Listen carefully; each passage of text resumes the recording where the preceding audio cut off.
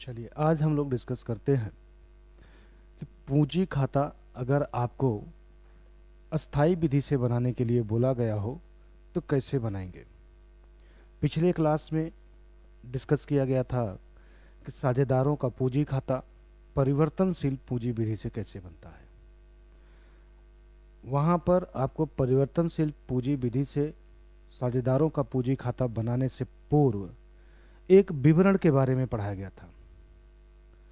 जो विवरण आप परिवर्तनशील पूंजी विधि में पढ़े थे, सेम वही विवरण आपका स्थायी पूंजी विधि के लिए भी प्रयोग होगा। बस अंतर क्या होगा वही हमें आज की क्लास में समझना है। तो आप सबसे पहले परिवर्तनशील पूंजी विधि से पूंजी खाता बनाते समय जो उसके लिए विवरण प्रयोग किया जाता है, जो विवरण की ज़रूरत होती है, उस विवरण का अगर वीडियो नहीं देखे हैं तो पिछला वीडियो उसी के ऊपर है। सबसे पहले आप जाके देख लीजिए, फिर ये क्लास अटेंड करिएगा तो ज़्यादा आपको समझ में आएगा। रीजन है कि पिछले वाले क्लास में रीजन के साथ बताया गया था कि कौन सा आइटम ओपनिंग कैपिटल में ऐड हो रहा है और कौन सा कैपिटल से लेस हो रहा है आइटम। तो इसके बारे में विथ रीजन पिछली क्लास में समझाया गया है। आज हम लोग वो रीजन नहीं जानेंगे, बस आपको लिस्ट दिखाएंगे और लिस्ट दिखाने के बाद आपको जो मेन समझाना है वो ये समझाना है कि जो विवरण बनाया जाता है उस विवरण में से कौन कौन से आइटम किस अकाउंट में जाएगा। क्योंकि अस्थाई पूंजी विधि से जब आप साझेदार का पूंजी खाता बनाते हैं तो दो खाते बनाए जाते हैं, साझेदारों का पूंजी खाता और साझेदारों का चालू खाता। तो कुछ मदें पूंजी खाते में दिखाई जाती हैं और कुछ मदें चालू खाते में दिखाई जाती हैं। तो कौन सी मदें चालू खाते में जाएंगी, कौन सी मदें पूंजी खाते में जाएंगी, ये जानने के लिए सबसे ज़्यादा ज़रूरी है कि आप इस विवरण को अच्छे से समझें। तो चलिए हम लोग डिस्कस करते हैं इस विवरण के बारे में। जैसा कि आप लोगों ने पिछले क्लास में विवरण बनाते समय देखा था कि प्रारंभिक पूंजी में बहुत सारी मदों को जोड़ा गया था और बहुत से सारी मदों को घटाया गया था। जितनी मदों को जोड़ा गया था सबको पूंजी खाते के क्रेडिट में ले गए थे, जितनी को घटाया गया था सबको पूंजी खाते के डेबिट में ले गए थे। बट यहाँ ऐसा नहीं होगा क्योंकि यहाँ अस्थाई विधि से आप विवरण देखने जा रहे हैं। तो ध्यान रखिएगा, अस्थाई विधि से जब भी साझेदारों का पूंजी खाता बनाने लिए कहा जाएगा तो एक कैपिटल अकाउंट बनेगा और एक करेंट अकाउंट बनेगा। दो खाते बनाए जाते हैं इस अवस्था में। जो कैपिटल अकाउंट है उसमें कुछ अलग आइटम जाएंगे, जो करेंट अकाउंट है उसमें कुछ अलग आइटम जाएंगे। तो हम ये देख लें कि कौन सा आइटम यहाँ जाएगा और कौन सा आइटम यहाँ जाएगा। तो आपके सामने ये जो लिस्ट दिखाई दे रही है, इस लिस्ट में से जितने भी ऐड वाले तरफ के दिखाई दे रहे हैं उसमें से दो आइटम, और जितने भी लेस वाले की तरफ से दिख रहे हैं उसमें से दो आइटम, कुल मिला के 4 आइटम पूंजी खाते में जाते हैं। बाकी सभी आइटम आपके करेंट अकाउंट में जाते हैं। तो हम बात कर लेते हैं वो कौन कौन से आइटम हैं। तो प्रारंभिक पूंजी और वर्ष के दौरान साझेदारों के द्वारा अतिरिक्त पूंजी अगर लगाया गया है तो वो राशि, प्रारंभिक पूंजी और साझेदार के द्वारा लगाई गई अतिरिक्त पूंजी, ये दो आइटम साझेदार के पूंजी खाते के क्रेडिट पक्ष में दिखाया जाएगा। और डेबिट पक्ष में कौन सा आइटम दिखाया जाएगा, तो वर्ष के दौरान अगर किसी साझेदार ने अपनी पूंजी निकाल ली तो उसको, इसके साथ ही साथ उनकी जो अंतिम पूंजी निकल के आएगी उसको। ये दो आइटम लेस वाले की तरफ से पूंजी खाते के डेबिट पक्ष में दिखाया जाएगा। तो इस तरीके से ये पूंजी खाता बनके तैयार हो जाएगा। अब बात करते हैं कि करेंट अकाउंट बनाते समय कौन कौन सा आइटम दिखाएंगे।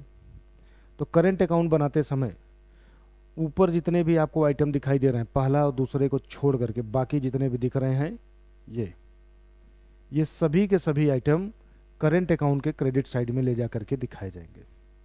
और जितने इधर दिख रहे हैं लेस वाले में, ये करेंट अकाउंट के डेबिट साइड में ले जा करके दिखाए जाएंगे। यही स्टेटमेंट आपको समझना है कि कौन सा आइटम करेंट में जाएगा, कौन सा आइटम कैपिटल में जाएगा। लिस्ट आपके सामने दिख रहा है, ये अपने माइंड पे सेट कर लीजिएगा, क्योंकि यह नहीं आएगा तो साझेदार का पूंजी खाता अस्थाई विधि से अगर बोलेगा तो आप नहीं बना पाएंगे। साथ ही साथ उस प्रश्न में अगर जनरल एंट्री पास करने के लिए बोल देगा तो वो भी नहीं बना पाएंगे। तो आप लोग इसको अच्छे से तैयार करिए। अब हम देखते हैं कि इसको पूंजी खाते में या चालू खाते में कैसे ले जाके दिखाया जाता है। तो ध्यान रखिएगा, ये दोनों आइटम क्रेडिट में दिखाएंगे। तो ये आपका देखिए पूंजी खाता है, प्रारूप है पूंजी खाता का, ये कैपिटल अकाउंट का है और ये करंट अकाउंट का है। सबसे पहले इसकी बात करते हैं। अभी आपको बताया गया कि पूंजी खाता बनाते समय ऐड वाले की तरफ से 2 आइटम निकल के आएंगे। 2 आइटम कौन कौन सा? प्रारंभिक पूंजी और अतिरिक्त पूंजी, ये 2 आइटम ले जाके दिखाते हैं। प्रारंभिक पूंजी बाय बैंक या फिर बाय बैलेंस ब्रॉट डाउन के नाम से दिखाया जाता है अकॉर्डिंग टू सिचुएशन। फर्म पुरानी है तो बीडी, नई है तो बैंक। तो ये देखिए सबसे पहले यहाँ पर बाय बैंक या फिर बाय बैलेंस ब्रॉट डाउन के नाम से दिखा दिया गया। इसके बाद अगर हम बात करें तो फिर जो वर्ष के दौरान अतिरिक्त पूंजी लगाई जाती है उसको दिखाते हैं, वो आपका लिख दिया गया। फिर बात करें तो लेस वाले की तरफ से पूंजी निकाला और अंतिम पूंजी निकाले को टू बैंक के नाम से, अंतिम पूंजी को टू बैलेंस कैरी डाउन के नाम से दिखाते हैं। तो देखेंगे यहाँ पे टू बैंक के नाम से और टू बैलेंस शीट के नाम से ये आपका अकाउंट बन के तैयार हो गया। इसके बाद हम बात करेंगे चालू खाते की। चालू खाता कैसे बनाया जाता है? तो चालू खाते को बनाते समय सर्वप्रथम आप जब ये फॉर्मेट बनाइएगा तो ऊपर ये वाला जो लाइन लिखे हैं ये लाइन को होल्ड करके रखिएगा, मतलब एक कॉलम छोड़ के तब आप बनाइएगा। चालू खाता बनाते समय इतने आइटम क्रेडिट साइड में जाते हैं, मतलब साझेदारों के पूंजी पे ब्याज, साझेदारों की सैलरी, साझेदारों की कमीशन, कोई रिजर्व है उसका बंटवारा और जो भी प्रॉफिट हुआ वो, ये सारे आइटम आपके करंट अकाउंट के क्रेडिट में जाके दिखाए जाते हैं। कौन किस नाम से दिखाया जाता है वो आपको बताया गया है।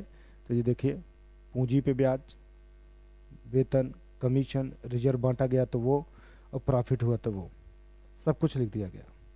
डेबिट साइड से कौन कौन सा आइटम जाता है? तो डेबिट साइड में जाने वाले आइटम साझेदार का आहरण, आहरण पर ब्याज और हानि, ये 3 आइटम आपके डेबिट साइड में जाते हैं। तो डेबिट साइड में देखेंगे आहरण, आहरण पर ब्याज और हानि होने के दशा में पीएल अकाउंट के नाम से दिखा दिया गया। इतना लिखने के बाद अकाउंट को हम करते हैं क्लोज। जब आप करेंट अकाउंट क्लोज करेंगे तो करेंट अकाउंट के केस में साझेदार का डेबिट साइड वाला भी ज़्यादा हो सकता है और क्रेडिट साइड वाला भी ज़्यादा हो सकता है। टोटल डेबिट भी ज़्यादा हो सकता है और क्रेडिट भी ज़्यादा हो सकता है। अगर दोनों में से कोई भी ज़्यादा हो सकता है तो जो बैलेंसिंग फिगर का अमाउंट निकल के आता है हम बोल सकते हैं वो डेबिट साइड में भी आ सकता है और क्रेडिट साइड में भी आ सकता है। यह भी एक विशेषता है चालू खाते का कि चालू खाता डेबिट बैलेंस भी शो करता है और क्रेडिट बैलेंस भी शो करता है, जबकि पूंजी खाता कभी भी डेबिट बैलेंस नहीं शो करता, ये हमेशा क्रेडिट बैलेंस ही शो करेगा। ठीक है, इसका हमेशा क्रेडिट ज़्यादा रहेगा और डेबिट कम रहेगा। तो जो भी बैलेंस आएगा या तो बैलेंसिंग फिगर इस साइड में आएगा या तो बैलेंसिंग फिगर इस साइड में आएगा। अगर पार्टनर का क्रेडिट का टोटल ज़्यादा हुआ, डेबिट का टोटल कम हुआ तो बैलेंसिंग फिगर आप लिख लेंगे डेबिट पक्ष में, और यही जस्ट उल्टा हो गया कि साझेदार का क्रेडिट का टोटल कम हो गया और डेबिट का टोटल ज़्यादा हो गया तो बैलेंसिंग फिगर लिख लेंगे क्रेडिट पक्ष में। जैसी भी स्थिति होगी उसी हिसाब से आप बैलेंसिंग फिगर लिख लेंगे। तो इस तरीके से आपका पूंजी खाता चालू खाता बन के तैयार हो जाएगा। बट ये आपका चालू खाता प्रथम वर्ष में बनाया जाता है जब व्यापार को प्रारंभ किया जाता है, लेकिन द्वितीय वर्ष में आएंगे तो जो यहाँ पहले साल के अंत में बैलेंसिंग फिगर निकलते हैं यही द्वितीय वर्ष में जा कर के बैलेंसिंग फिगर को ही हम ब्रॉट डाउन के नाम से जानते हैं। तो द्वितीय वर्ष के प्रारंभ में जब चालू खाता बनाया जाएगा तो सर्वप्रथम by balance brought down credit side में या by balance brought down debit पक्ष में लिखा जाता है। उसके बाद फिर इस खाते को उसी तरीके से बनाते हैं जैसे प्रथम वर्ष में बनाए थे। तो आपको ध्यान ये भी रखना है कि चालू खाता बनाते समय प्रथम वर्ष के शुरुआत में जब प्रथम वर्ष के चालू खाता बनाएंगे तो उसमें कोई भी बैलेंस ब्रॉट डाउन या क्रेडिट साइड में बाई बैलेंस ब्रॉट डाउन या डेबिट साइड में टू बैलेंस ब्रॉट डाउन नहीं आएगा। द्वितीय वर्ष से ये आता है, क्योंकि जब आप पहली साल का पूंजी खाता चालू खाता बनाते हैं तो उस वर्ष में कोई भी बैलेंस होता ही नहीं है। तो इसलिए पहले साल का चालू खाता बनाते समय बाई बैलेंस ब्रॉट डाउन नहीं मिलेगा, जब दूसरी साल का बनाएंगे तब आपको मिलेगा। तो इस तरीके से हम साझेदारों का पूंजी खाता तैयार कर लेते हैं अगर प्रश्न में अस्थाई पूंजी विधि से बोला है तो उम्मीद करेंगे आप लोग को समझ में आया होगा। फिर भी अगर कोई कन्फ्यूजन अभी भी बनी हुई है तो डिस्क्रिप्शन में नंबर दिया है, कॉल कर लीजिए, अपने डाउट को क्लियर कर लीजिए। उसके बावजूद आप अगर फिर भी कंफ्यूज हैं, नहीं समझ में आ रहा है, तो भी एक बार वीडियो को फिर से चला के देख लीजिए, क्लियर हो जाएगा। ठीक है, तो इस तरीके से आपको ये खाता बनाना है, ये आपको तैयार होना चाहिए। ये तैयार रहेगा तो एकदम इजीली आप चीज़ों को समझ जाएंगे। तो इसको आप तैयार कर लीजिए। बाकी कैसे दिखाना है, किस साइड दिखाना है, ये सब आपको बताया गया है। तो इसको आप लोग नोट करिए। अगले वाले वीडियो में हम लोग अब आपके साथ डिस्कस करेंगे नए कॉन्सेप्ट के ऊपर। बट वहाँ चलते चलते एक छोटी सी इन्फॉर्मेशन आपके लिए कि आप लोग चैनल पे नए हैं तो पहले चैनल सब्सक्राइब कर लीजिएगा, और जो लोग यूट्यूब पे वीडियो देख रहे हैं उनके लिए इन्फॉर्मेशन है कि आप अगर पेड बैच के रूप में जुड़ना चाहते हैं, पेड बैच लेना चाहते हैं, तो गूगल प्ले स्टोर पे विजियो करियर पॉइंट लिखिए, एप्लीकेशन वहाँ पे मिलेगा कोचिंग का, डाउनलोड करिए, वहाँ पे जाइए, अपना कोर्स सेलेक्ट करिए, जो भी पेमेंट करने की डिमांड हो वो पेमेंट आप करें, आप वो कोर्स परचेज़ कर लेंगे, वहाँ आप ऐड हो जाएंगे। फिर आपको क्लास 12th की अकाउंट का पूरा कंप्लीट कॉन्सेप्ट, पूरा कंप्लीट सिलेबस वहाँ पर पढ़ाया जाएगा। वहाँ पे आपको पूरा सिलेबस मिल जाएगा। यूट्यूब पे आपको कॉन्सेप्ट तो मिलते हैं बट न्यूमेरिकल पूरा सीक्वेंस नहीं मिलेंगे।